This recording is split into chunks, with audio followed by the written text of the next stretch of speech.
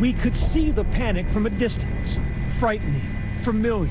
Reports are just coming in, but we don't have a lot of information. We did not yet know the who, but collectively the nation, all of us feared the what. There's an active shooter situation in South Florida. Holy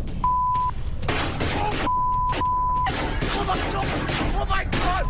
That rapid roar of death and dying in another American school. Does he know where the shooter is? We don't know, but we're entering the building. The first 911 calls came in just before Marjorie Stoneman Douglas High School let out for the day.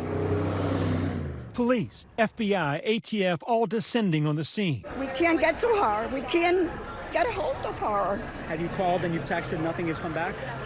No. Her girlfriend got shot, we heard.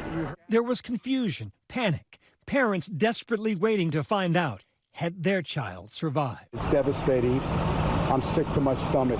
We have multiple casualties. A line of ambulances in place of school buses, backpacks abandoned in a heap. We're just praying and crying, and I don't know how we're alive. Hours go by, students finally reuniting with their families, friends. And by the evening, we learned the toll. 17 dead, at least 14 injured. And more about the alleged shooter, a former student, Nicholas Cruz, who stole so much from so many. You come to the conclusion this is just absolutely pure evil.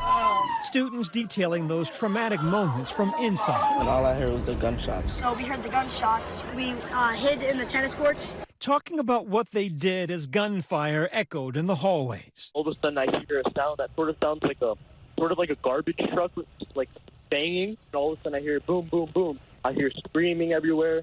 We ducked underneath my teacher's desk. SWAT teams can be seen swarming the perimeter, searching for the gunman before moving inside. They are monitoring the subject right now. He went from the third floor to the second floor, third to the second floor. He may have a gas mask on now. Students barricading themselves inside classrooms, closets, anywhere they could hide. Run for the auditorium! Get everybody down! As officers go room to room. Please. Put your phones away. Some recording disturbing videos of the mayhem, many texting their parents. She keeps telling me to stay away. Be safe, Mom, you stay away. And I'm like, and I'm telling her, no, Crystal, I'm your mother, I'm not staying away. Outside, controlled chaos. High schoolers streaming out of the building, some with their hands on their heads, heading for safety. I remember hearing this, somebody down the hall was screaming, like, help me, come save me. Just after 3 p.m., the shooter is still at large. White male, burgundy shirt, wearing a black hat, and either long black pants or shorts. He mixed in with a group of students that were running westbound. Authorities later saying he got out of the school by blending in with other students who were trying to escape. It's not uncommon, actually, for thieves, like robbers, etc., to try to blend in with a crowd and escape. It's somewhat unusual with mass shooters because a vast majority of the time they kill themselves or they force law enforcement to kill them. My sister's still in there. She's texting me about it right now. She says to be quiet. Students' families outside, breathless, heart-wrenching reunions, while others frantically wait for answers. Some students and staff still unaccounted for. The family keeps texting her, and she's texting back, thank God. Are you a bit relieved?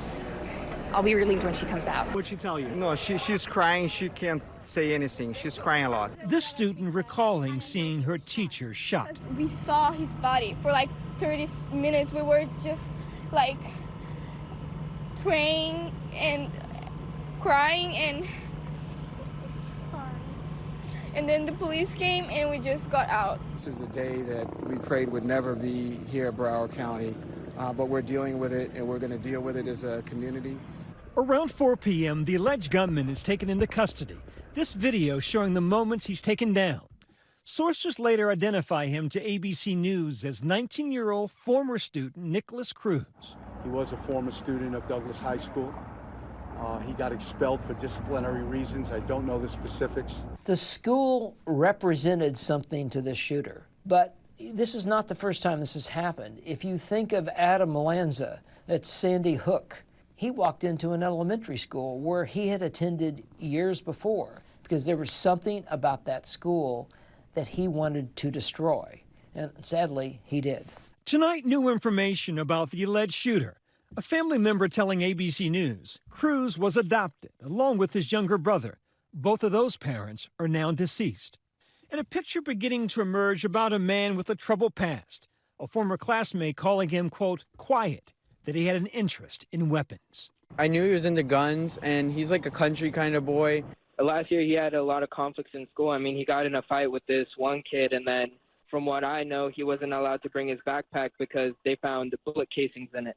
I even told my parents last year, like almost every week, that I was scared, like this kid might do something. If you take somebody's access to firearm and the fact that they have talked about, fighting or have been in fights, now you start to put the pieces together, connect the dots of an individual who may have predisposition to commit some type of attack like this. Authorities saying the suspect used an assault rifle. He began shooting outside before continuing inside. He had countless magazines, multiple magazines, and at this point, we believe he had one AR-15 rifle. It sounds like there was a fire alarm that was tripped, and the big question is going to be whether the suspect was the one that triggered the fire alarm. And if that was done to get the students to come outside of the building, and then the suspect was then starting to shoot at the innocent students coming out, that would indicate that there was planning on his part. Today's shooting marks at least the 18th school shooting so far this year, in a nation that has averaged more than 300 mass shootings each of the last 3 years. That's at least 4 shot at each incident. Too soon since we mourn those lost in Las Vegas, those parishioners killed at First Baptist Church in Sutherland Springs, Texas. As a parent, it scares me to death that this body doesn't take seriously the safety of my children. Connecticut Senator Chris Murphy, who represents the state where the Sandy Hook shooting happened 5 years ago, was on the Senate floor as news broke about today's killings. It only happens here not because of coincidence, not because of bad luck, but as a consequence of our inaction. And President Trump also responding, tweeting, "No child, teacher, or anyone else should ever feel unsafe in an American school." No parent should ever have to send their kids to school and have them not return. That should not happen in Parkland. It shouldn't happen anywhere in this country. School shootings are no longer new in America, each one still numbing. We send our children to school to learn, not to die. Hi everyone, George Stephanopoulos here. Thanks for checking out the ABC News YouTube channel. If you'd like to get more videos, show highlights, and watch live event coverage, click on the right over here to subscribe to our channel, and don't forget to download the ABC News app for breaking news alerts. Thanks for watching.